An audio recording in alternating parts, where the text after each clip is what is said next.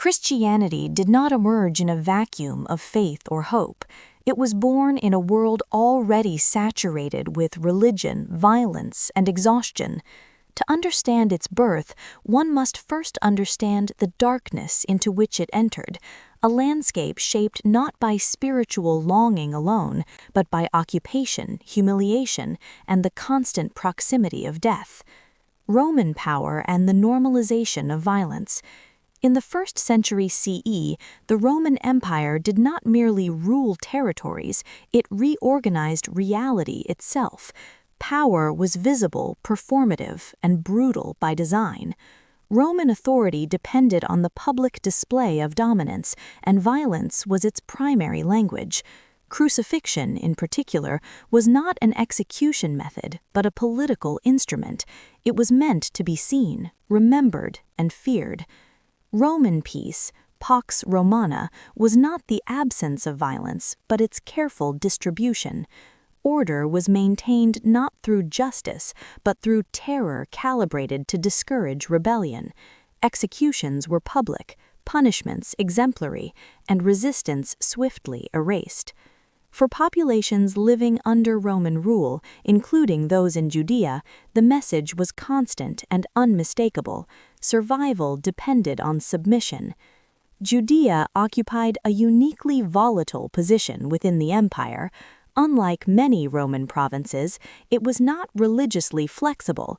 Jewish identity was bound tightly to land, law, and covenant.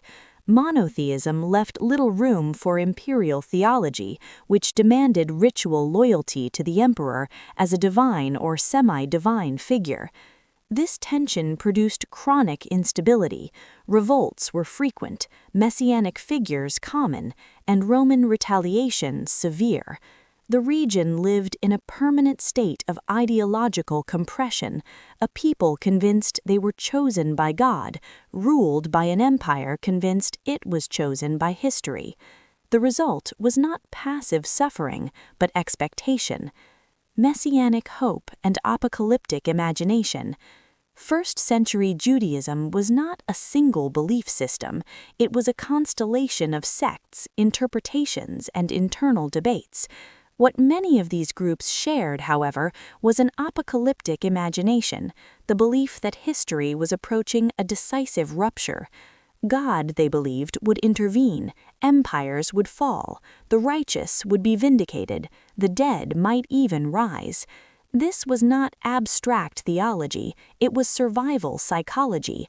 Apocalyptic belief allowed oppressed communities to endure present humiliation by projecting justice into an imminent future. Rome's power, overwhelming as it seemed, was temporary. God's power was eternal. Messiahs, therefore, were not rare, they were expected. Charismatic preachers, healers, and prophets appeared regularly, each offering some variation of deliverance. Most were eliminated quickly. Rome had no patience for symbolic threats. Religion as a social system, not a belief choice. In the modern world, religion is often understood as a private set of beliefs.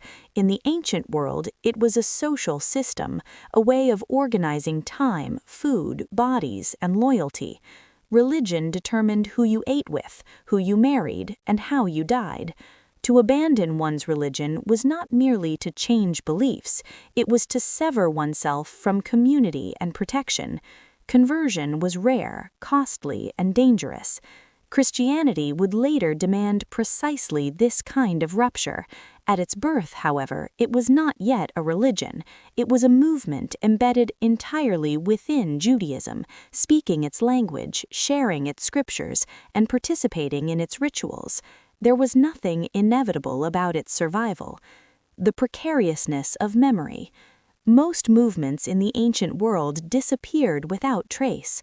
Leaders were executed, followers scattered, memories suppressed. Rome was efficient at erasing failure. What survived was not truth but utility. Stories that could not organize communities vanished. Beliefs that could not discipline behavior dissolved. Only narratives capable of producing loyalty, endurance, and reproduction endured. Christianity would survive not because it was peaceful or moral, but because it was structurally resilient. That resilience was not yet visible. The execution problem. The execution of a leader usually ended a movement, especially when that execution took the form of crucifixion, a punishment reserved for slaves, rebels, and the socially disposable. Crucifixion signaled not martyrdom, but failure. The executed person had not been saved by God, their cause had not been vindicated, their body was exposed precisely to communicate divine abandonment. Any messianic claim ended at the cross. This is the central historical problem Christianity had to solve. Before theology, before scripture, before church hierarchy, there was a corpse, or the expectation of one, a failed prophet, a shattered group of followers who had believed, publicly and dangerously, in the wrong outcome. Christianity begins not with resurrection, but with this failure. What follows is not faith arising naturally, but belief constructed under pressure, belief forged in grief, fear, and the unbearable need for meaning after catastrophe.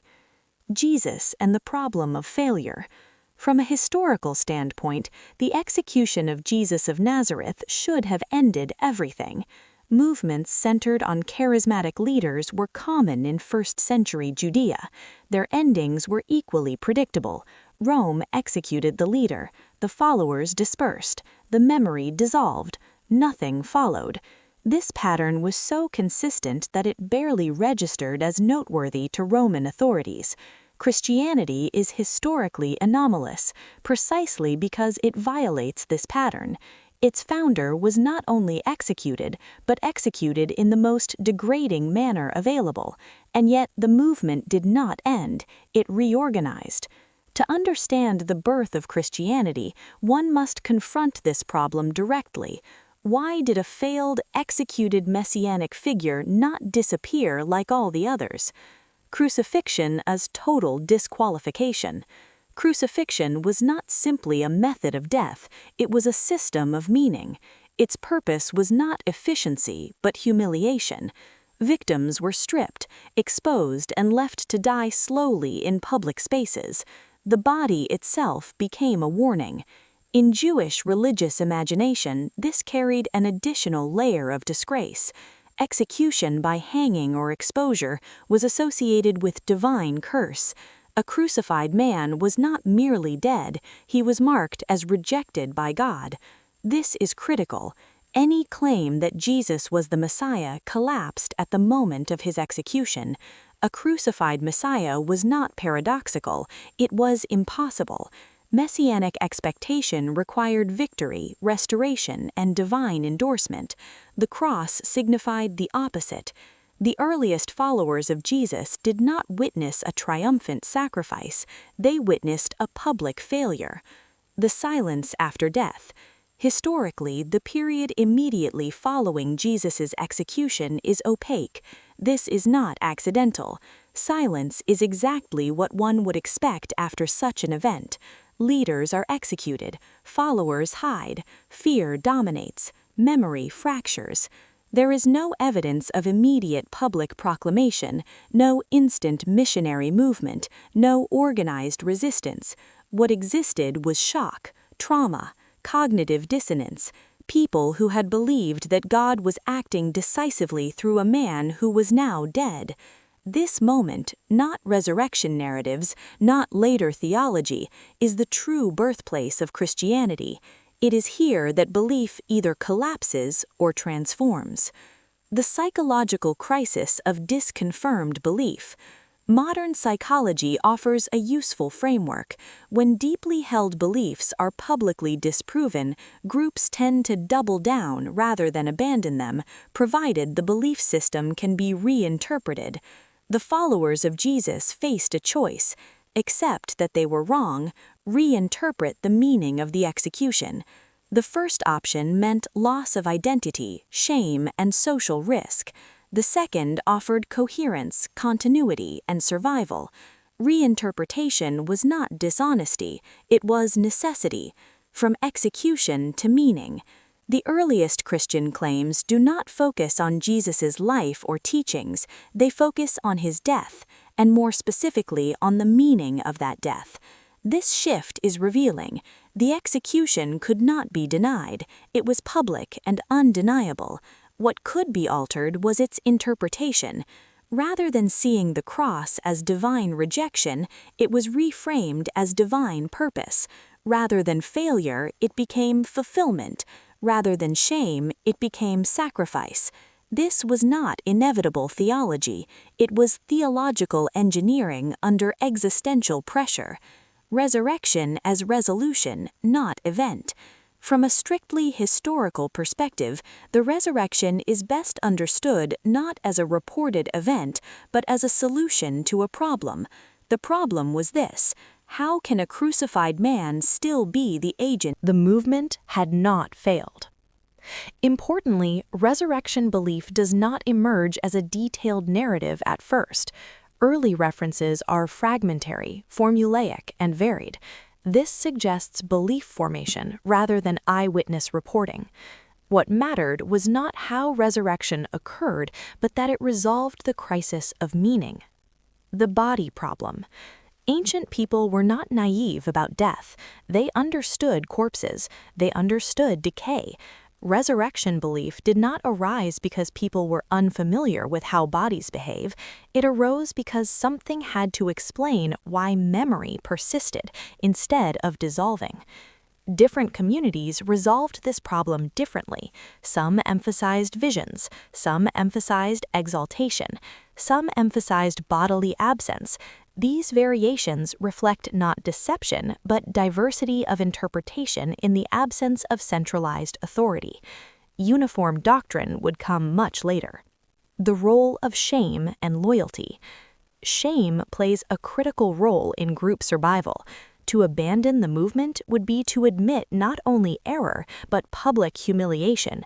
Loyalty, therefore, becomes a moral imperative. Reinterpreting the execution allowed followers to preserve dignity. They had not been fools, they had been chosen to witness a mystery. This mechanism, transforming shame into purpose, is foundational to Christianity's endurance. The cross as central symbol. One of the most striking features of Christianity is that it places the instrument of its founder's execution at the center of its identity. This is historically unnatural. Movements do not typically glorify the means of their leader's destruction, yet Christianity does precisely that. Why? Because the cross was the problem that had to be mastered. By elevating it, Christianity neutralized its power to shame. What once signified defeat became proof of divine intent. This inversion is not poetic, it is strategic. Failure as foundation. Christianity begins not with success, but with reinterpretation of failure. This distinguishes it from imperial religions, which center on victory, conquest, and order. Christianity centers on loss transformed into meaning. This does not make it gentle or innocent, it makes it adaptive. The movement that would eventually dominate an empire was born from the necessity of explaining why its leader had died like a criminal. Everything that follows, theology, scripture, hierarchy, builds on this initial act of reinterpretation. The formation of resurrection belief. Resurrection belief did not emerge fully formed. It developed gradually, unevenly, and under intense psychological and social pressure. What later Christian theology would present as a clear, triumphant proclamation began instead as a fragile attempt to stabilize meaning after catastrophe. The belief that Jesus was alive again did not erase the trauma of execution, it restructured it. Experience before doctrine. The earliest layers of Christian tradition suggest that resurrection belief began not as doctrine, but as experience claims. These claims were not uniform, they varied by individual, community, and context. Some followers reported visions, others spoke of exaltation. Some emphasized appearances, others emphasized absence.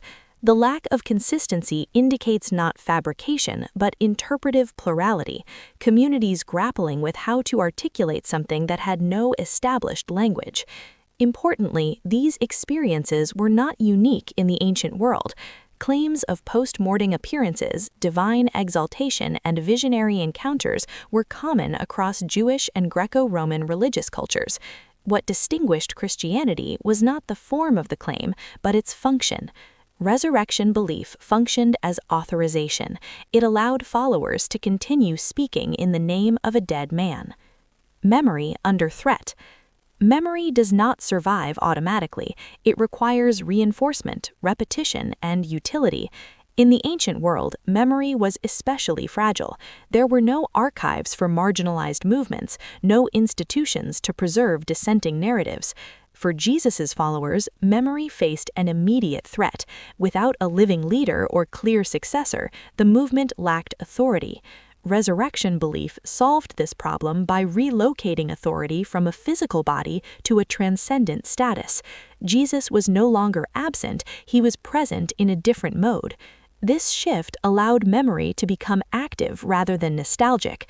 Teachings could be reinterpreted, sayings could be collected, rituals could be justified. Resurrection belief stabilized memory by transforming it into mandate. Communal reinforcement.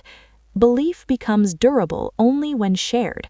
Early Christian communities did not emerge because individuals believed alone, they emerged because belief was collectively reinforced. Shared meals, repeated stories, ritualized remembrance, these practices transformed individual experiences into communal conviction. Doubt could be absorbed by group affirmation, ambiguity could be resolved through consensus. Crucially, these communities did not begin as missionary organizations, they were survival units. In hostile or indifferent environments, internal coherence mattered more than external persuasion. Resurrection belief functioned as an internal adhesive, binding individuals into a group with a shared interpretive framework. The absence of the body. Later Christian narratives place significant emphasis on the empty tomb. Historically, this emphasis likely reflects a secondary development. What mattered initially was not proof of bodily absence, but the refusal to accept definitive loss. Whether or not a tomb was known, whether or not a body could be located, resurrection belief arose to counter the finality of death. In cultures where ancestors remained symbolically present and divine beings frequently crossed boundaries between realms, the idea that death was not absolute was not implausible. What was radical was applying this belief to a crucified criminal. The absence of a recoverable body, whether literal or symbolic, allowed belief to expand rather than collapse. From expectation to conviction. Early resurrection belief was not initially framed as a one-time miracle. It was embedded within existing Jewish expectations of general resurrection at the end of time.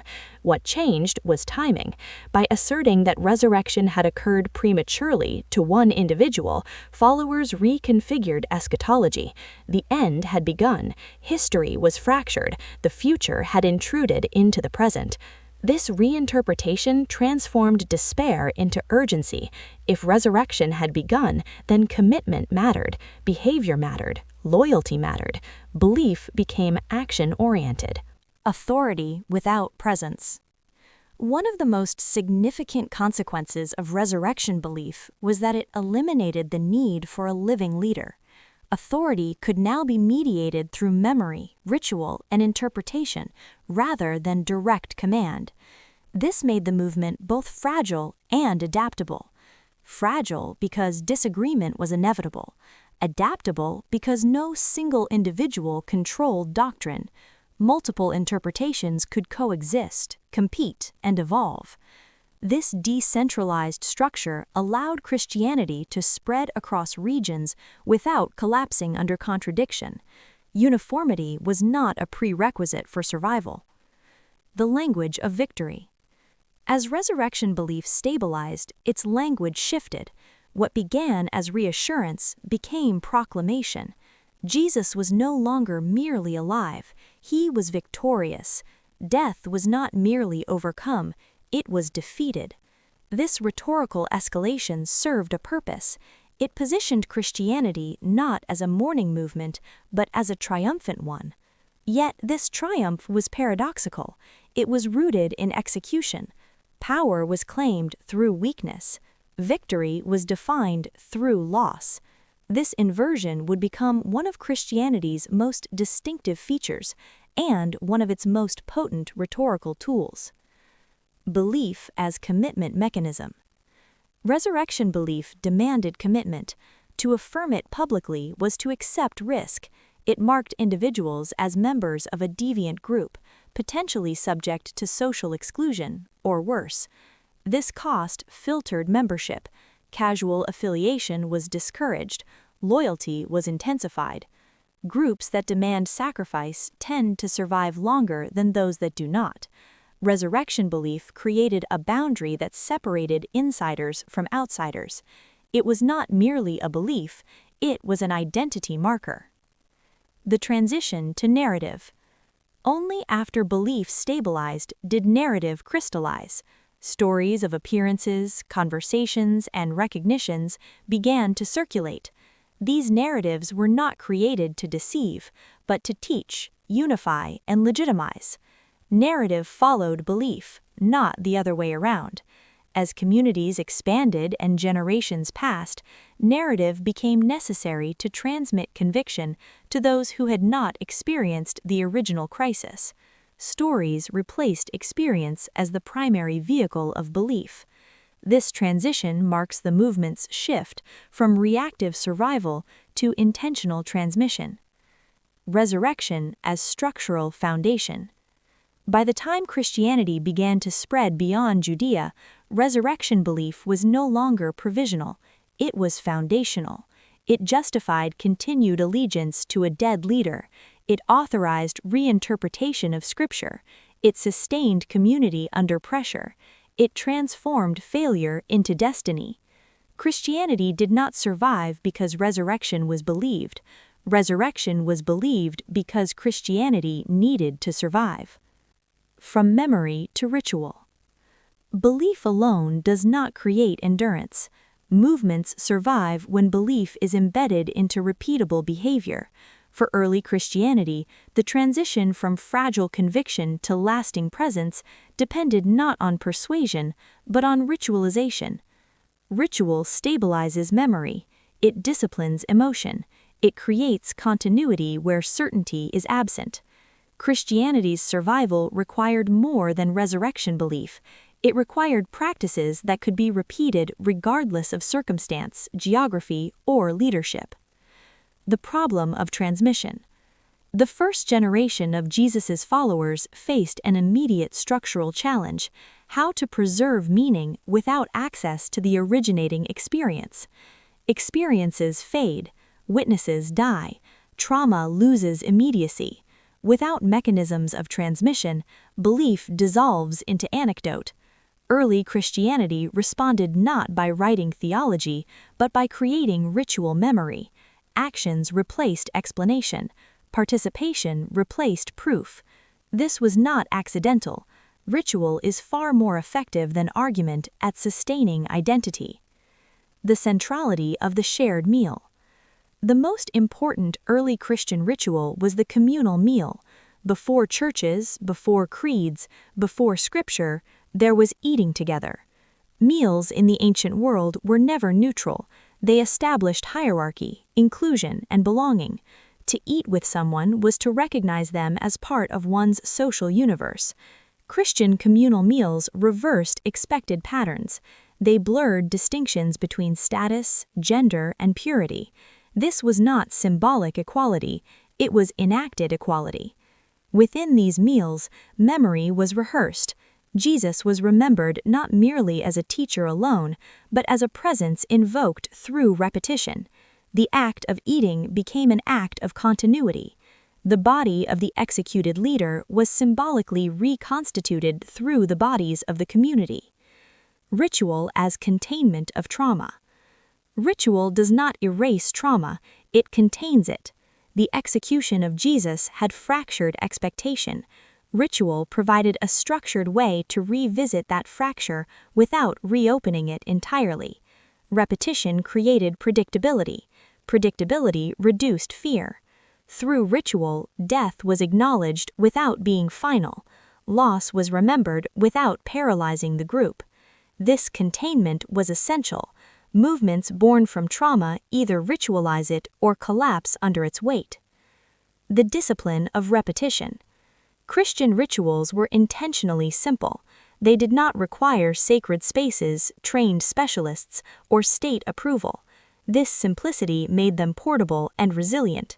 Repetition created familiarity. Familiarity created loyalty. Loyalty created durability. Each repetition reinforced the same claims. The leader was dead. The leader was present. The group endured. Ritual does not argue these points, it assumes them. Ethical formation through practice. Early Christianity did not initially spread through abstract moral teaching. Ethics were formed through participation. Shared resources, care for the sick, burial of the dead, these practices reinforced group cohesion and created visible distinction from surrounding society.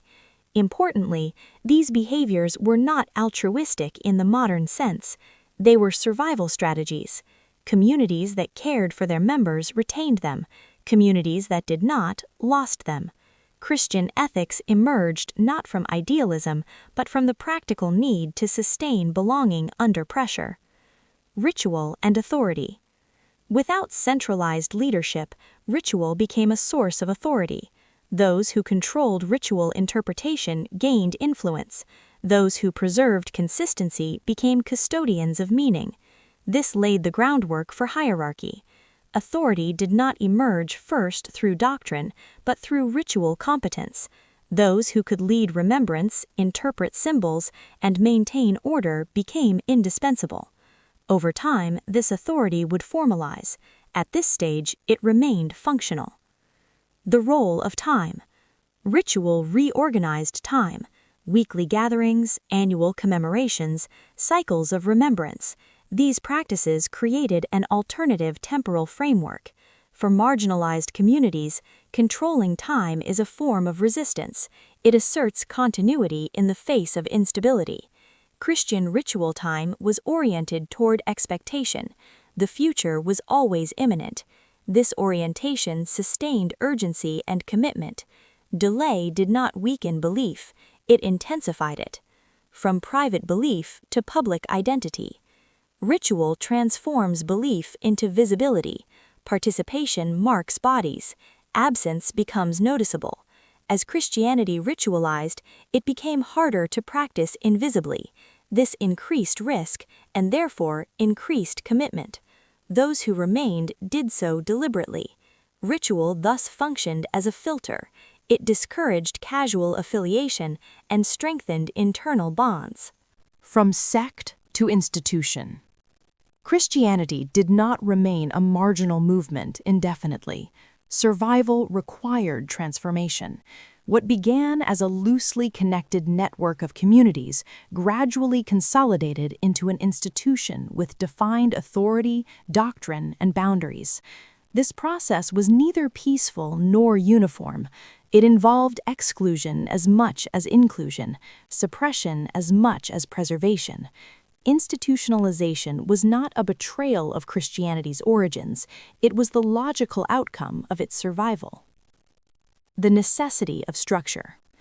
As Christian communities multiplied across regions, diversity increased, interpretations diverged, practices varied, disagreement intensified. Without structure, fragmentation was inevitable. Institutionalization emerged as a response to chaos. Authority was centralized not to dominate, but to stabilize. What later generations would call orthodoxy began as an attempt to limit interpretive drift. The problem of competing truths. Early Christianity was plural. Gnostic groups, Jewish Christian communities, Pauline churches, and others coexisted uneasily. Each claimed legitimacy, each produced texts, each asserted continuity with the original movement. This plurality threatened coherence. Institutional Christianity responded by defining boundaries. Truth became exclusive, alternatives were labeled deviation. Heresy was not discovered, it was defined. Canon formation. Texts did not become sacred because they were written early, they became sacred because they were useful. Canon formation was a process of selection shaped by theology, geography, and power. Texts that supported emerging authority structures were preserved, others were marginalized. This process was gradual and contested. The result was not historical completeness, but functional coherence.